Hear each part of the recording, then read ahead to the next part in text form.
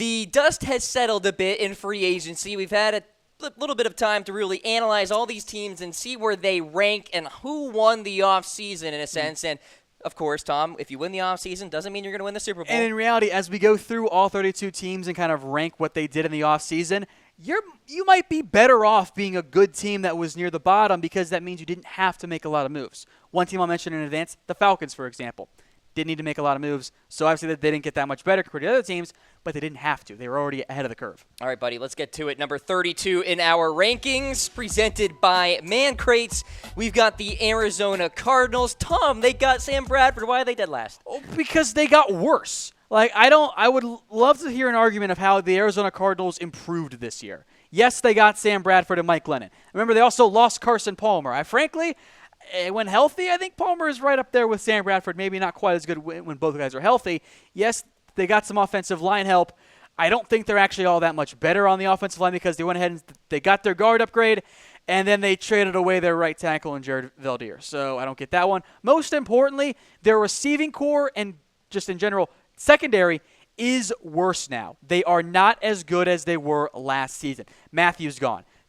Tremont Williams is gone. Justin Bethel is gone. The Cardinals are not as good of a football team now. So, yeah, I think more than any other team, they got, the least amount of help. They actually got worse this year. So I got Arizona 32. It's kind of a rebuilding phase right now for Arizona. I'm not a big fan of where they sit. I don't think they're going to be very good this year. I think Steve Wilks especially if and when Bradford gets hurt again. Yeah, there you go. That's another thing you got to look at. Steve Wilks probably going to have to be patient with this squad here. The Arizona Cardinals check in at number 32 in our rankings here. Let's go to number 31. Let's go out east to Florida, the Miami Dolphins. You mean to tell me you add Brock Osweiler and you're not convinced this is a contending team, Tom? Brock Osweiler. The big issue for Miami is I don't really know what they're doing. I don't know what their path forward is. Yeah, they got Frank Gore. Cool. They got a veteran to win now. Yeah, they got Danny Amendola and Albert Wilson to replace Jarvis Landry. Why'd you get two receivers who kind of, I think, in the end are going to be better in the slot? I love the Josh Sitton signing. That was actually a really good pickup. But you cut Jarvis Landry. You cut Ndamukong Suh. I should say you trade Jarvis Landry. Excuse me. You cut Suh. You cut Pouncey. I think they got a little bit worse. I know that they're trying to do a culture change, but I don't think this culture change is going to result in more wins right now. So in terms of only looking at this year's free agency moves and some trades as well, because I think that counts right now, they got worse.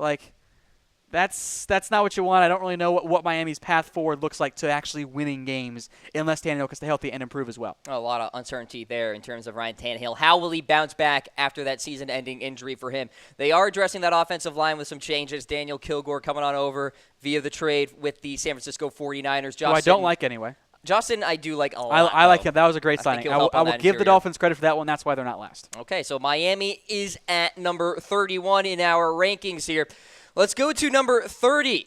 And this team here, well, we've got the Indianapolis Colts, and they had a lot of salary cap space to play with here. And, Tom, they did nothing. So, again, this is free agency and moves. This doesn't count drafts and trades. Once we get to the draft, the Colts are going to be winners because they've got all of the picks. But based only on free agency, I like getting Eric Ebron. I don't mind Danico Autry, but you lost Rashawn Melvin. You lost maybe your best inside linebacker, which isn't saying much in John Bostic. I actually don't care too much about losing Frank Gore. Yeah, you brought in Matt Slauson, so luck doesn't necessarily die instantly. The Colts, and this was their intent, by the way. Their intent was not to win free agency, and that's okay, but we're ranking on how teams won in free agency, so naturally the Colts are very low here. So I don't like cutting Jonathan Hankins. I am not upset at all about losing Dante Moncrief. I'm not a big fan of his, but I just don't think the Colts can be in any way an argument for right now winners in free agency. Again, once we get to the draft, they'll be fine. All right, Jack Mewhort coming back to town, by the way. I do like that one. That was surprisingly cheap. All right, so the Colts are at number 30. Let's go into the 20s now.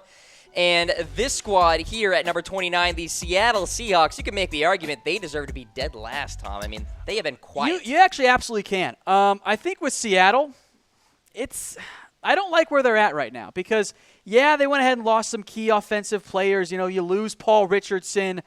You lose Sheldon Richardson. You cut Richard Sherman. You go ahead and you trade away Michael Bennett. You lose Jimmy Graham as well. They lost a lot of key pieces this offseason, and I don't know what they're going to do in the draft. They're going to have to make some big additions in the draft because otherwise they're not going to be as good of a football team. And I think in reality, Seattle is not rebuilding. They're trying to do a little soft reboot.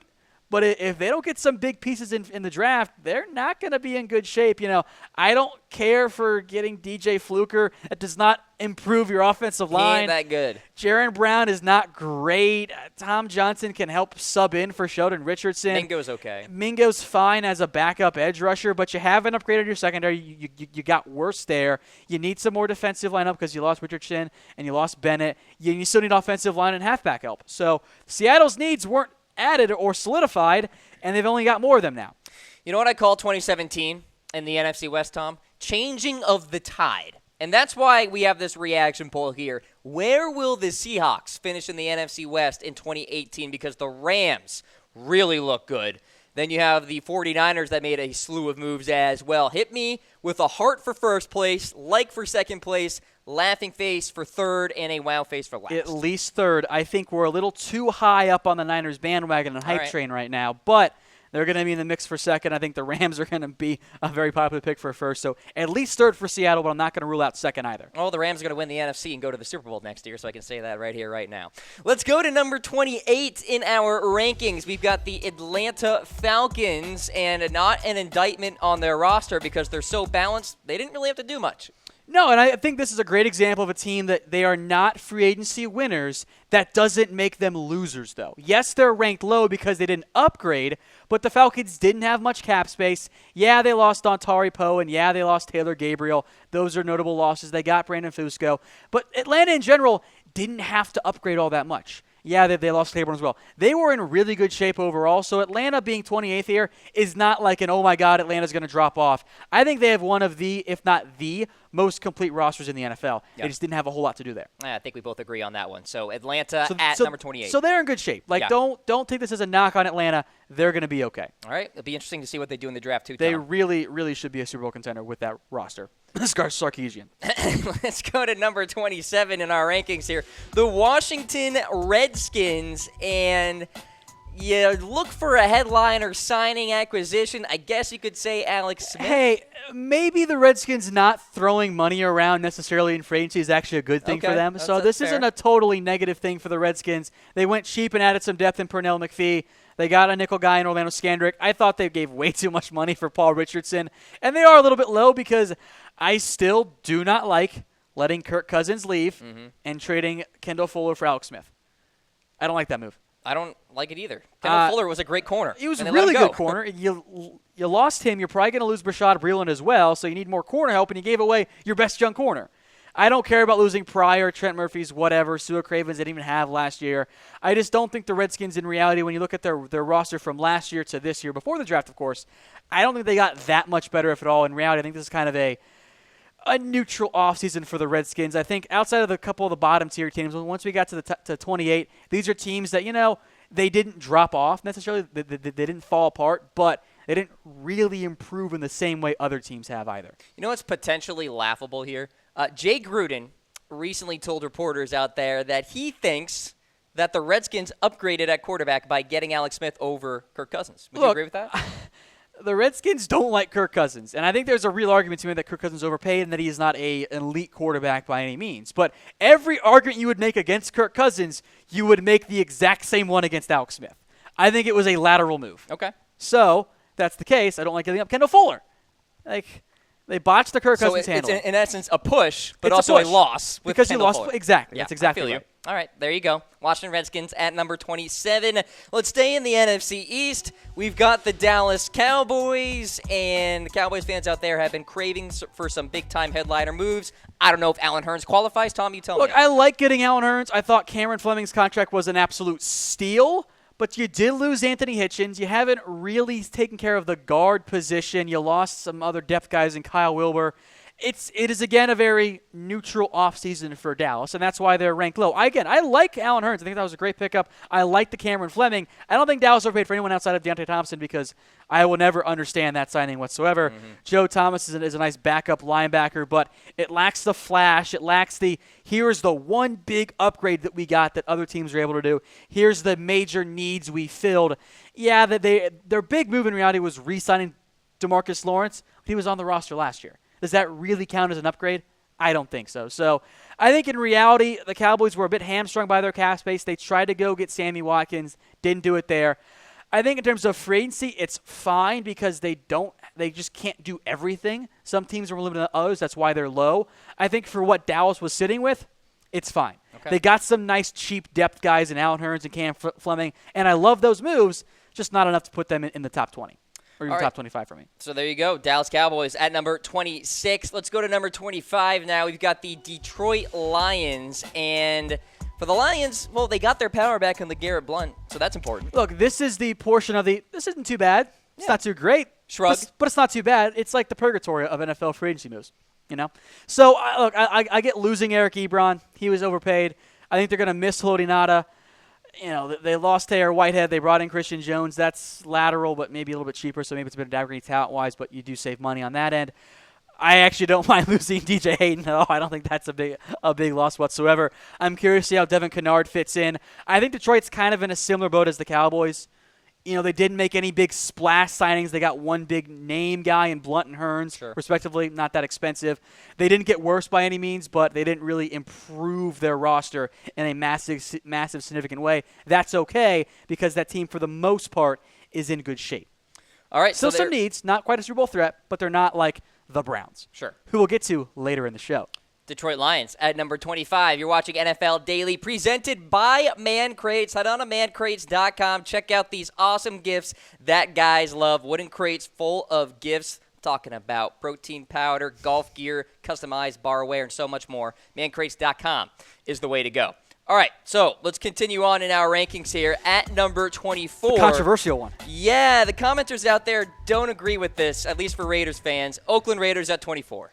Every fan base wants to believe that their team made great signings. Everyone they made was great. I actually don't like what the Raiders are doing. I get some of the mindset behind it. Particularly, John Gruden wants technicians. He doesn't want burner speed guys. For starters, Jordy Nelson to Michael Crabtree, or Crabtree to Jordy for the Raiders, is a downgrade. I hope Nelson comes back and is better, but what we saw last year from Jordy Nelson was not great play. Yep. I don't mind Tahir Whitehead. I think a little overpaid, but that's fine. He had a breakout year. I don't know why you're adding Doug Martin. You have Marshall Lynch. That's fine. Sharice Wright's awful. You got a bunch of random guys to fill out the rest of the roster as well. I think in reality, when you factor in the losses the Raiders had this year, Danico Autry, 3 cornerbacks, Cordell Patterson, I think there's a real argument that the Raiders got worse. Okay. Now, I think the draft's going to help them out in a big way. I think they'll do well in that because I like McKenzie's drafting style. But I think the Raiders are not in as great shape as I think they could have been this offseason. They kind of sort of made a push for Ndamukong Suh. I'm not upset that they missed out on that one. They haven't really solidified their right tackle spot unless it's going to be David Sharp. Most importantly, and this is what I don't like in free agency, the Raiders got significantly older.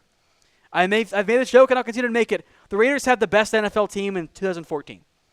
Like, they got a lot of old dudes on that roster, and I don't think it's going to pay off. I hope I'm wrong because I love John Gruden, but I just objectively looking at it from my viewpoint, I don't like what the Raiders have done. Now, I still think maybe they're closer to being neutral, but they made a lot of roster overhaul, and I don't think it actually really, really upgraded them. You hear that? Those are the keyboards of Oakland right now going wild because they're going to be commenting at you. You know what? Sorry. I will defend the fan base here. I will say I'm a big fan of Rashawn Melvin. I think he's a good corner. Had a solid 2017. I like Tahir Whitehead, and I think he'll be a nice pairing with Roquan Smith at number 10. Yeah, well, you and Divine T. Smith can continue to hate on me in the comments. I love you, Divine. But all right. We disagree here. We got the Raiders at 24. Let's go to number 23 in our rankings. We've got the Carolina Panthers, another team notoriously quiet during the free agency period and in the offseason here. So, Carolina, what do we make of this squad? I love getting Dontari Poe. I thought that was a fantastic pickup. I love going out and adding him and getting him onto the roster here. I think that the rest of the moves, I was going to have them higher because, they got Poe over Star. That's an upgrade. And then I'm like, wait a minute. They also lost Andrew Norwell, and they didn't really do a whole lot of other upgrades there. So, in reality, I don't love some of these moves. I think that's a concern for me. But I think for the Panthers, it's not necessarily a bad free agency offseason. I think it's just an average one. I think that they didn't necessarily get worse, but they didn't really upgrade in the same way that they necessarily could have done so. So it's not bad for the Panthers. I think that once we get to really outside the top 28, these teams didn't fail the offseason. They just didn't quite pull it off the way I would have liked them to. All right, so there you go. We got the Carolina Panthers, a couple of notable losses there. Daryl Worley via the trade. You got star Lutulele moving on over to the Buffalo Bills there. So Carolina checking in our rankings. Let's move on here, and we've got number 22, the Taylor Swift number, if you will. And nope, we're not doing that, Cam. We're doing that. We have the New York Giants. So bringing in Jonathan Stewart. They signed Nate Solder to a mega contract. But what stands out to me here, Tom, Justin Pugh and Rich Berg both gone. I kind of view the Giants as the Raiders of the East this offseason. Like, yes, they made some splashes. Yes, they went out and they got Nate Solder, overpaid. He's not the best tackle in the NFL. Why are you paying him? They got some guard help. I actually like getting Alec Ogletree. Kareem Martin is a versatile linebacker for you. I don't hate Jonathan Stewart. But then you look at who they lost. In reality, they lost 2 starters on the offensive line, brought in 1.5 because I don't think Patrick Omaha is a very good player. I can kind of sort of see the Jason Pierre-Paul trade. The Giants, I don't know if they're rebuilding or they're reloading or they're reshuffling. Maybe we'll have a better idea after the draft, but I think the Giants are kind of in that middle ground of, okay, maybe they didn't get better. I don't think they got worse, but they didn't really improve a whole lot. All right, so there are the Giants at number 22. Let's move along now to number 21. We've got the Tampa Bay Buccaneers. And what do we make of this squad and their additions? They saved themselves by getting Vinny Curry and Ryan Jensen and Jason Pierre-Paul because early on they were not doing much of anything. I think once we get into the 20s or so, I feel a lot better about a lot of these teams because a lot of these guys have made upgrades. Mitch Unreen's a nice backup. He's kind of more of a 5 technique. I don't know how quite he fits with Tampa, but they really focused on upgrading their trenches. So hats off there. They needed to do that. They still need a halfback. That's a big need for them. But you look at who they lost. Yeah, they didn't get the best influx of talent compared to some other teams, but Robert Ayers, Clinton McDonald, Doug Martin, like those aren't real losses. Like it's fine. So the Bucs didn't necessarily get a whole lot of added value. I like Pierre-Paul. They did give a pick though, so that does factor in here. I like getting Vinny Curry, Ryan Jensen. I think around this range, it's like okay, these are all teams. Even going back to 24 with the Raiders and Panthers and Giants, these are all teams that there's a real argument to be higher on. But some teams got to be 24, 23, and so on. All right, so there are the Bucs at 21. Let's go to number 20 now. We've got the Baltimore Ravens, a team that went into the offseason with a lot of issues, especially in terms of the wide receiver position. They went out and addressed that. They got Michael Crabtree and John Brown. They're going to miss Ryan Jensen up front. He is a center. I think you can find one in the draft, so I am kind of saying they're going to be okay there. But I love getting Michael Crabtree. Like, that's a big deal, and the Ravens got lucky because Ryan Grant failed his physical. Hey, Ryan should have been prepared. That's all I'm saying. Yeah, no, I think the Ravens kind of did dirty. But you look at the guys they lost: Ladarius Webb, Mike Wallace, Macklin, Austin Howard. Jensen maybe hurts. A loss. Jensen definitely hurts. That's why Baltimore's not higher. But I love the Michael Crabtree signing. Yeah, as you gotta figure out from my Raiders hating, as some have said in the comments section.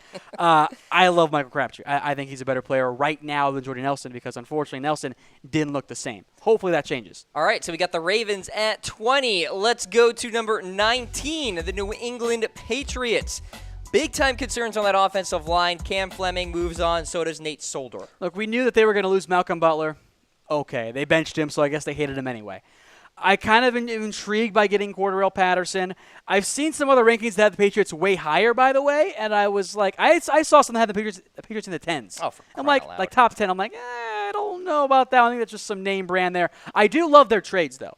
I thought all 3 trades were great. That's why they cracked the top 20. Agreed. Yes, they lose Deion Lewis. Yes, they use Danny Amendola. Talented players. They can replace those guys, though. The big loss is Nate Solder. And they got to figure out that left tackle spot. I don't think it should be Lee Adrian Waddle. He stinks. If it is, I think they're going to be in trouble. And don't let the Patriots fans on Twitter tell you Cam Fleming is better than Waddle. Like, that's why Fleming played over Waddle all year until both tackles got hurt. All right, so there are the Patriots at number 19. Let's go to the team that New England played in the AFC Championship game, the Jacksonville Jaguars. So Jacksonville, they won the big prize at the guard position, Andrew Norwell. This middling teams are, you got some good players. You also lost a couple of notable players as well for the Jaguars. Hey, Andrew Norwell, love that pickup. Big win. You lost Allen Robinson. Aaron Colvin, you can afford to lose a nickel guy, kind of overpaid for DJ Hayden. Paul Posluszny's a bit of a loss on the depth side of things in terms of leadership at linebacker as well. And then you look at who they added. I love getting Andrew Norwell, a well-paid pickup. I like getting Austin Seferian-Jenkins and Niles Paul, some good tight ends there. Still will never understand Dante Moncrief getting nearly $10 million a year. That's a bad pickup. I have ripped on Jordy Nelson today. You have ripped He on is Moncrief. better than Dante Moncrief. Poor Dante Moncrief. Dante Moncrief, I don't understand why we keep trying to make him happen. He has never produced the way you want. Well, then let's pay him like you're thinking he's going to, not at $10 million, which says, oh, he already has. Okay. Dante Moncrief is wildly overpaid. I don't understand why everyone thinks, oh, this is the year he breaks out. Like, yeah, he showed promise with Andrew Luck, but now you go to Blake Bortles. How much of an upgrade is that over Jacoby Brissett here? I am not a big fan of Dante Moncrief. Again, I hope I'm wrong. I hope he has a breakout year. But at a certain point, can't keep waiting on potential to actually happen. Jaguars also added Austin Seferian-Jenkins. Like Paul that one. Too. So like both of those guys. All right. So you got Jacksonville at number 18. Let's go to number 17 in our rankings here. We've got the Cincinnati Bengals, a team that is usually quiet during the offseason, but they did make a trade for Cordy Glenn. Bengals are one of those teams, that we'll get to another one as well, that didn't actually make a whole lot of moves. But they didn't really lose anyone either. Like, you go back and look at their additions. I love getting Cordy Glenn by trading down the first round. Whatever with Matt Barkley. Preston Brown was maybe the Bills' best linebacker last year. He was good. I have some hopes for Chris Baker. But more importantly, here's who they lost. A.J. McCarron. Oh, no, a backup quarterback. Russell Bodine was awful at center. He stinks. Jeremy Hill was not going to make the roster. They had no interest in bringing him back. Andre Smith was awful as well. Kind of slow. Adam Jones is aging, and he's kind of on the end of his career. So the Bengals didn't make a lot of moves, but they definitely got better. And that's the big thing for me. Not quite top half of the NFL better relative to everyone else, but I love getting Cordy Glenn. The Bengals are better. They are not an active team in free agency. That's why I was surprised to see them make any moves at all, but they're definitely in better shape. I really like that Glenn pickup because, my God, they could not use Cedric Away at tackle again. That's not – he's just a bust, plain and simple. All right, so we got the Cincinnati Bengals at number 17. Let's continue on in our rankings here presented by Man Crates. Number 16. The Kansas City Chiefs, and they get that big-time cornerback in Kendall Fuller thanks to the Redskins. I was going to have them higher, then I remembered, wait a minute, they traded away Marcus Peters. Yeah, and that dropped them down. They were going to be in the mix for top 10 because, yes, they overpaid for Sammy Watkins and overpaid for Anthony Hitchens, but those are definitely upgrades on their team. You got David Amerson. You can throw in Kendall Fuller as well on that list in terms of trade options. I do think the loss of Marcus Peters, yes, some Chiefs fans were tired of him. That does drop them down a little bit. They added some depth guys as well, and Damien Williams, Chad Henne, and Xavier Williams as a nose guard type. Albert Wilson is a downgrade from Sammy Watkins, so they got better on that end.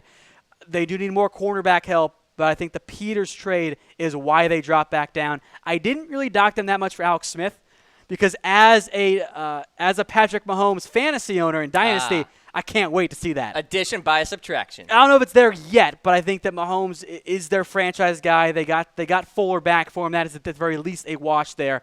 I like where the Chiefs are at here. All right, so we got the Kansas City Chiefs smack dab in the middle at number 16 in our free agency rankings here.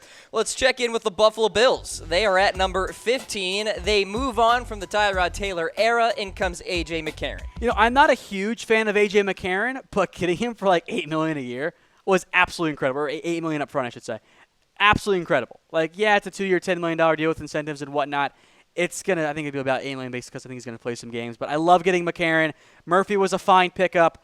I'm not a big fan of Russell or Newhouse, but those are depth guys up front. I think maybe they overpaid a little bit for Starr, but he fits really well for what Buffalo wants to do. In terms of the losses, you're going to miss Cordy Glenn, but they love Deion Dawkins, so that's not a huge loss, I think, from their perspective. They're going to miss Preston Brown. I am not a huge fan of E.J. Gaines, as I've mentioned before. I want to see him do it more from just inconsistent play, which is what he's been in the past. So I think for Buffalo, they're right in that middle part in terms of upgrades, like not an elite upgrade by any means, but I do think they're in better shape. And I like getting Starr. I like upgrading the offensive line depth. And they did a great job, by the way, to get a third-round pick for Tyrod Taylor. I think that was great value. The big-time downgrade is at center from Eric Wood to Russell Bodine. I don't know if it's going to be a Russell, actually. Ryan Guerrero is the guy that they didn't let the Rams poach a couple years ago. I think Russell's going to compete for the job, Went undrafted. but I'm not going to count Ryan Guerrero. I think the Bills like him a lot, so I don't think center was as big of a need as some thought. Russell's going to compete for a job, be it center or guard, but I think Ryan Guerrero is the guy to kind of watch for Buffalo. Let's go to number 14 in our rankings here. We've got the Los Angeles Chargers, and a team that probably didn't have to do too much. Did bring in Mike Pouncey, helped solidify things in the center. Similar front to like the Falcons, where they're in pretty good roster shape, but then you got Mike Pouncey That's why the Chargers rank high. You go through who they added. Oh, Mike Pouncey, a tight end, a kicker. Not a whole lot of actual moves. But who do they lose of note? 2 guards who are going to be backups for them. A backup edge rusher. They can fill that need in the draft. Like, I think the Chargers, yeah, they lost a couple players. They didn't add a whole lot, but they're definitely better off right now. Like, there are some teams I think you can make arguments like, okay, they added players. I don't know how much better they actually are. The Chargers, I look at them and go, yeah, they're better. Like, they're a better football team. I know you're a huge fan of LA. I'm not quite there yet, but I think getting Mike Pouncey was one of the better moves in all of free agency, provided he's healthy. All right. He's had injury problems in the past. They got a great secondary, great edge rushing duo there. Let's see what they can do in the draft at defensive tackle and linebacker. You got the Chargers at number 14. Let's go to number 13 now. The Denver Broncos. Case Keenum comes to town, and yeah, that's kind of it. They didn't really – yes, they lost Aqib Talib. I think they're going to be okay at quarter. That's kind of really their only loss as far as I'm concerned. So you have Talib on one side. Yeah, you lost backups in Simeon and Lattimore, but you get Jared Velda here who I think can play right tackle for you. You get a quarterback in Case Keenum who better than Trevor Simeon. Agreed. You get some other depth guys in like Sua Cravens and Clinton McDonald and Tremaine Brock who, if he's healthy and on the right path, he can be a number 3, number 4 type corner for you. So, yes, losing Aqib Talib hurts. But I think the additions of Case Keenum and the other trades that they've made more than counteract. And the Broncos knew they had to get rid of Aqib. And most importantly, like, you need quarterback play. And Case Keenum gives Denver better quarterback play. So we are kind of skewed more to teams who are able to upgrade at quarterback because, well, you got to have a quarterback to win for the most part. All right, so there you go. We got Denver at number 13. You're watching NFL Daily here on Chat Sports Facebook Live. I am Cam Rogers. That guy right there is Tom Downey. We're presented by Man Crates. Head on to mancrates.com and check out these great gifts that guys love. Wooden crates, come with a crowbar, full of masculinity, right inside, Tom. Oh, they're awesome. My favorite one is the golf one because I'm a big golf There fan. you go. I love that. Also love the jerky crates. Fantastic Delicious products. jerky. Try the Gator jerky. It's great. The Masters getting going next week, folks. Can't So head wait. on to mancrates.com and get that special someone out there, a golf crate. Many thanks to Man Crates for sponsoring the show today. Let's go to number 12 in our free agency rankings. Who won the offseason? Well, the Jets, they did a pretty darn good job at doing so. I mean, you got Slow Terrell Pryor, starters. Tremaine Johnson, a veteran at the corner position. Not a big fan. They You kind know, of overpaid, but Avery Williamson is big. You lose guys like DeMario Davis and Mo Wilkerson. I think Mo Wilkerson might be the cliche of addition by subtraction because, well, he was a bit of a head case for them. Yeah. So, and even though you lose DeMario Davis, you brought in some more talented linebackers and some similar talent-wise in Avery Williamson. Yes, you lose Austin Seferian-Jenkins, so tight ends in need. But I like the flyer on Terrell Pryor. I think the addition of Kevin Pierre-Louis is nice depth. I think Isaiah Crowell can help you out on that end as well. I don't mind Cairo Santos as a kicker. We'll throw that in there as well. They threw some big money at other players as well this offseason, going out and getting a guy like Tremaine Johnson. And overpay? Yes. Talented? Still, yes. And we'll get some more of those additions up there for the Jets. So I think in reality for New York, Terrell Pryor, Johnson, Williamson, they're in better shape. Throw in Teddy Bridgewater as well. But not quite top 10 upgrades. They're in better shape, and they had plenty of cap space to spend. I don't know if they spent it maybe the most wise way, but they definitely got better. All right, overall. so there you go. The Jets are at number 12, finishing 5-11 a year ago, making some big-time steps in the right direction there. All right, let's go to number 11 now. We've got the Philadelphia Eagles. The fact that they're in the top 11 and coming off a Super Bowl victory is ultra impressive, Tom, because when you have a Super Bowl champion, usually a lot of losses happen. Yeah, and the Eagles did lose some players. Trey Burton's over in Chicago. Patrick Robinson goes down to New Orleans. Bo Allen goes to become the new Bucs nose guard. But you bring in Haloti Ngata, you bring in Darryl Worley, and you bring in Mike Wallace at a substantially cheaper rate. Oh, you find a way to keep Nigel Bradham as well. Huge. You're probably not going to trade Nick Foles. So, yes, the Eagles lost some key players, but they lost so much less than they should have. Like, that's the key. So I think Philadelphia is definitely an offseason winner because normally you lose a lot more players. I think, frankly, Mike Wallace plus Darryl Worley in exchange for Torrey Smith is an upgrade overall. You lose Agreed. Patrick Robinson, Darryl's going to be a fine player for you. You add Michael Bennett if he's not in jail. So I think Philadelphia is definitely a winner. I am super impressed by what Howie Roseman has done, but I couldn't put them in the top 10 because they still lost enough talent that it's going to be noticeable, namely at tight end in particular as well. All right, folks, so before we get into the top 10 in our rankings, let's summarize what we have so far, and we'll start things off In dead last with the Arizona Cardinals at 32, followed by the Miami Dolphins at 31, Indianapolis Colts at 30, Seattle Seahawks at number 29. Take some time here. Atlanta Falcons, Washington Redskins, Dallas Cowboys, and Detroit Lions. Tom, I do want to harp on the Atlanta Falcons and saying that, we agree that they have a fantastic roster. Great roster. Didn't make a lot of moves. Didn't have to. But, again, this is who improved the most. As a result, you kind of see that the Falcons end up being a little bit lower. All right, and then we got the Oakland Raiders at 24, followed by the Carolina Panthers at number 23. We got the New York Giants at number 22, Tampa Bay Buccaneers at number 21.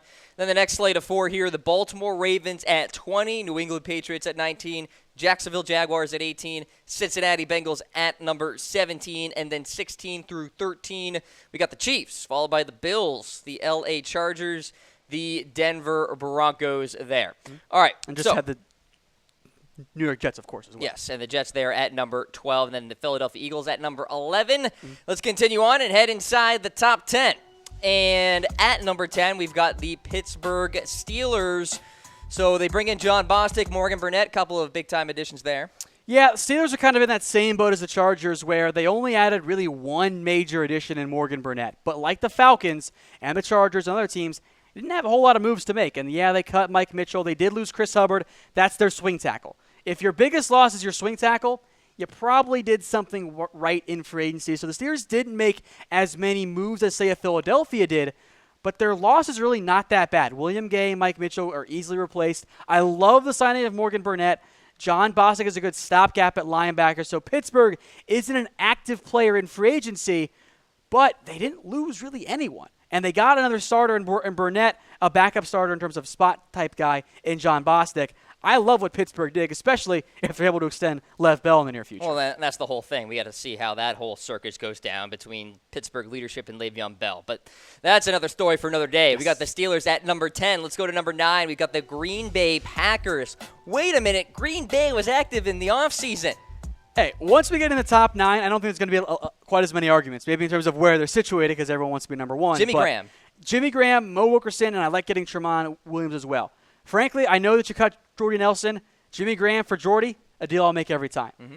Yeah, you got a great deal for Mo Wilkerson. Yes, you lost Demarius Randall in a trade. You picked up DeShone Kizer, who could be a guy to groom behind Aaron Rodgers. Yes, you lost Morgan Burnett. You did draft Josh Jones for a reason, though. I love what Green Bay did. A rare active free agency for Green Bay, but they're definitely a winner. Not a lot of moves, but super high-quality one, and we did kind of focus at times on quality over quantity. Yeah, that's right. All right, we got the Green Bay Packers at number 9. Let's go into number 8 now. We got the San Francisco 49ers. Jimmy Garoppolo comes to town.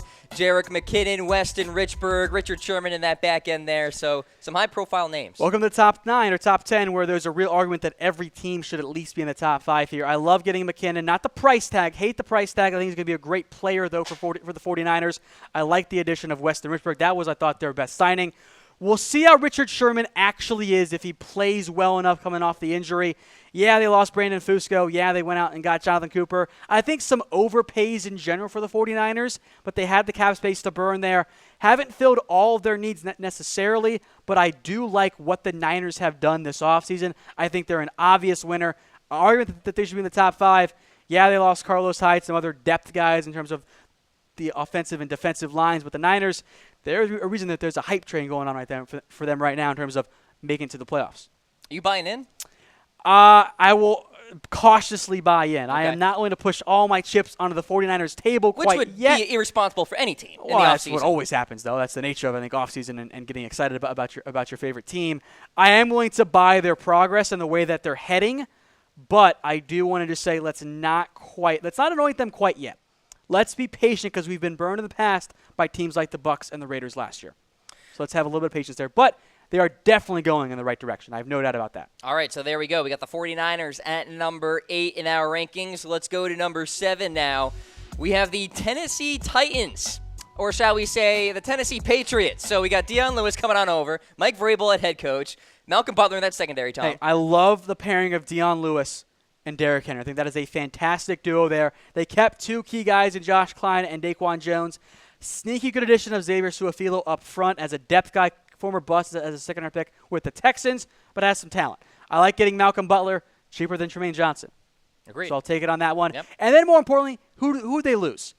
Sylvester Williams, Avery Williamson, Stenoris Cersei, DeMarco Murray, Matt Castle. Like the Titans added some great players and talent and didn't really lose anyone. They do need to replace Avery Williamson. That's the one big loss. They can do that in the draft, though. So I think the Titans, overall, a great winner, and cap space for future years as well. Still got over $40 million to use in the future. Good amount, no doubt. All right, so we got the Tennessee Titans at number 7. Let's go to number 6 now. One more team to get to before we get to the top 5. We got the New Orleans Saints, and a lot of quality signings here. Really love the signing of Patrick Robinson. Jermon Bushrod comes back over. He was on that Super Bowl team for the Saints, and Demario Davis, too, at linebacker. Saints were aggressive, and I give them credit for that. First off, they kept Drew Brees. That doesn't really count, but it also is like you had to go do it. I like getting Ben Watson at tight end. I kind of thought you overpaid for Kurt Coleman, but you did want another third safety, so you filled that need. Patrick Robinson's a fine player. Demario Davis helps get you help at linebacker. And then also, who'd you lose? Chase Daniel, a backup guard. Zach Strief you can replace with Ryan Ramczyk. Raphael Bush was like your fourth safety last year. You didn't really lose anyone of note, and you added some more key players to a defense that overachieved last year. By adding talent, you're reducing the chance of regression across the board. I like that for the Saints. They're trying to win now with Drew Brees at quarterback. I applaud them for being aggressive. All right, so there we go. Saints at number 6. Let's go to number 5 now. The Houston Texans really addressed that secondary there, Tom. Tyrann Mathieu, the Honey Badger, now in that back end. Re-signing Jonathan Joseph is huge, too. Aaron Colvin there as well. Quality. Tyrann Mathieu going to be a great safety. I thought that was a steal of a signing. Way less money than he should have got on the open market. I like Aaron Coleman as a nickel. You got some more offensive line help. Maybe not the best players or most known guys, but Fulton and I think maybe Clemente can start for you early on. The worst case, you got good depth there with Henderson and Sino. Fulton, I think, is going to be a starter. You needed more offensive line help. And then again, a common theme for these last couple teams. Who'd you lose? Tom Savage. C.J. Fedorowicz is maybe your biggest loss up there. Brian Cushing was done in terms of his career. Marcus Gilchrist, okay, you lost him, but you got a better safety in Tyrann Mathieu. So I think the Texans in particular really upgraded at several key spots, which was big for them because they didn't have a first-round draft pick. Or they don't have a first-round draft pick. Yeah, so the offseason was ultra important for the Houston Texans there. All right, got to keep Deshaun Watson healthy now. No doubt about that. They are at number 5. Let's summarize our rankings so far, 32 through 29 here. Cardinals, Dolphins, Colts, and Seahawks. As we go to the next 4, we got the Falcons, the Redskins, the Cowboys, and the Detroit Lions. 24 through 21, Raiders, Panthers, Giants, and Buccaneers. 20 through 17, we got the Ravens, Patriots, Jaguars, and the Bengals. And then the next slate of 4 here as we go to number 16, we got the Kansas City Chiefs, Buffalo Bills, Los Angeles Chargers, Denver Broncos. AFC slide, I guess. There you go. And then West. 12 through 9, the Jets, the Eagles, the Steelers, and the Green Bay Packers. And then up to number 5 here, the 49ers, the Titans, the Saints, and the Texans. So let's get into the top 4 in our rankings. And checking in at number 4 in our free agency rankings, we've got the Chicago Bears, Tom. I really like their offseason. Ryan Pace. I wanted to put them higher, but I couldn't find them spots to go any higher. I love the addition of Allen Robinson as the Bears' actual number 1 wide receiver. I think getting Trey Burton is a good pickup. I'm a big fan of Burton. Yes, he's expensive and probably more expensive than he actually should be in a bubble, but I think he's going to have a great chemistry and pairing with Mitchell Trubisky. Taylor Gabriel's a nice addition as well. Yeah, you picked up some more depth in guys like Chase Daniel, Aaron Lynch. They made the 3 big splashy signings, but also look at who they cut. Yeah, I don't like cutting Josh Sitton. They can find another guard, though, I think. Cutting Mike Glennon, Marcus Wheaton, Willie Young, Pernell McPhee, Drell Freeman, that frees up cap space in reality.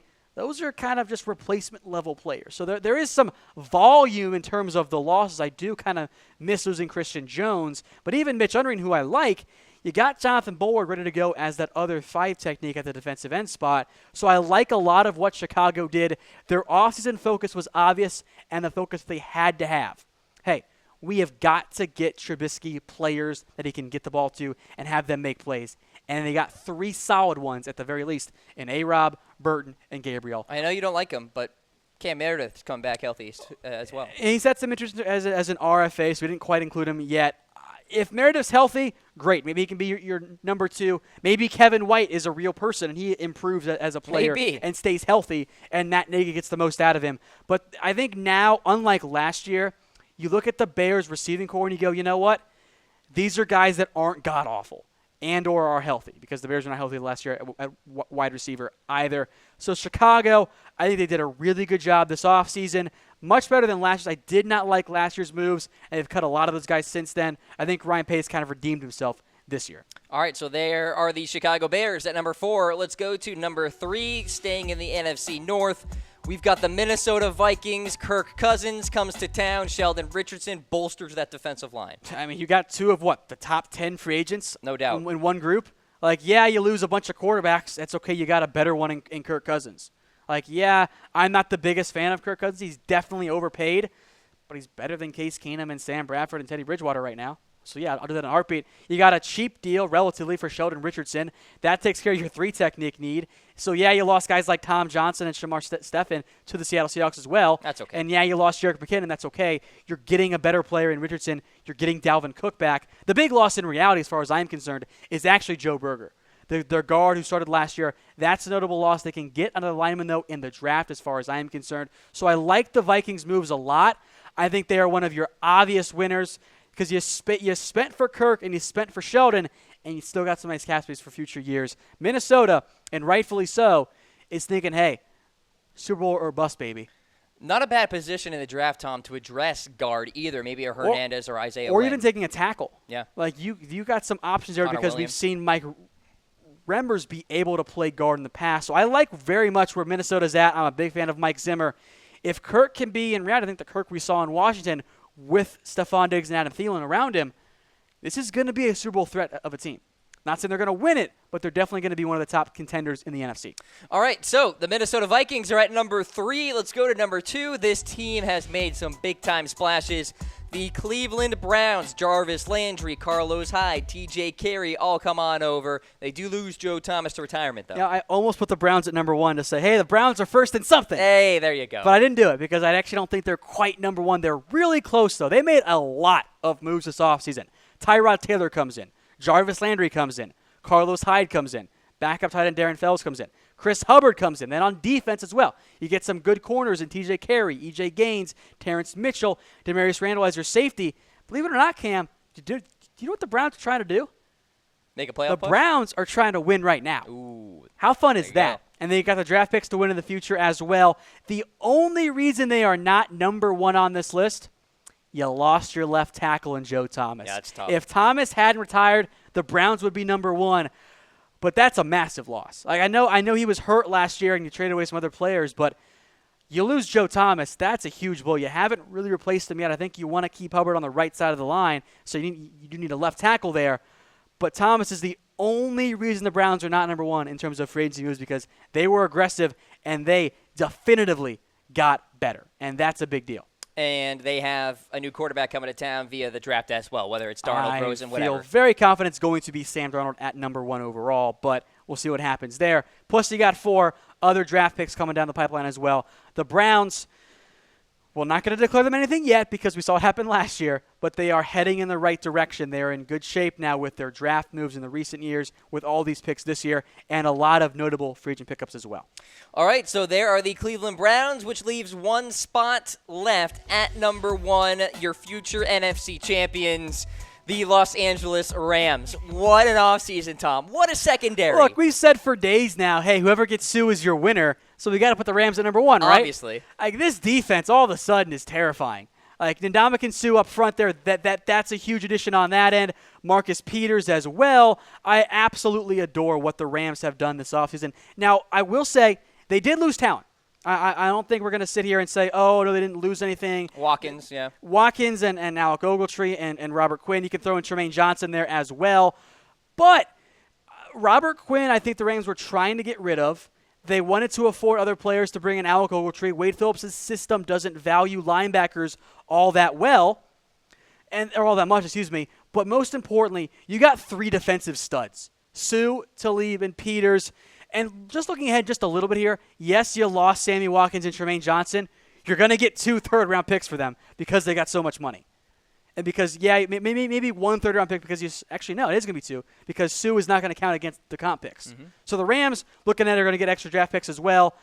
I love what they did. I got multiple texts after Sue was signed like, hey, are the Rams going to be the Super Bowl favorite this year?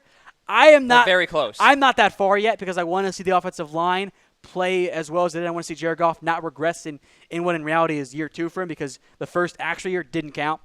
Doesn't count. Jeff Fisher years do not count if you're a quarterback or an offensive player. So, but you get Marcus Peters, Sue, and Talib, you got to be number 1, right? That secondary is absolutely unbelievable with Joyner, with Peters, with Talib, John Johnson there at safety as well. And that front line, absolutely unbelievable. We'll see what the Rams can do. They have certainly done a lot so far in this free agency period. They're at number 1. Let's summarize the entire list. We've got the Cardinals, Dolphins, Colts, and Seahawks at the bottom of our list. Then the Falcons, Redskins, Cowboys, and Lions, 28 through 25. 24 through 21, Raiders, Panthers, Giants, and the Buccaneers. 20 through 17 we go. Baltimore Ravens, New England Patriots, Jacksonville Jaguars, Cincinnati Bengals. 16 through 13, about in that middle portion. We got the Chiefs, the Bills, the Chargers, and the Broncos. 12 through 9, Jets, Eagles, Steelers, and Green Bay Packers. And then 8 through 5, we have the 49ers, the Titans, the Saints, and the Texans. And your top 4 in free agency, Bears, Vikings, Browns, and the Los Angeles Rams. Not the top 4 you would have thought of even just 2 years ago. Absolutely not. No. All right, folks, we thank you for watching NFL Daily, and we thank Man Crates for sponsoring today's show. One more time, head on to mancrates.com to check out those fantastic gifts that guys love: protein powder, bacon crate, and so much more personalized barware for your favorite team out there as well. All right, folks, we're going to say goodbye here on Chat Sports Facebook Live as well as YouTube. For Tom Downey, I am Cam Rogers. Take care.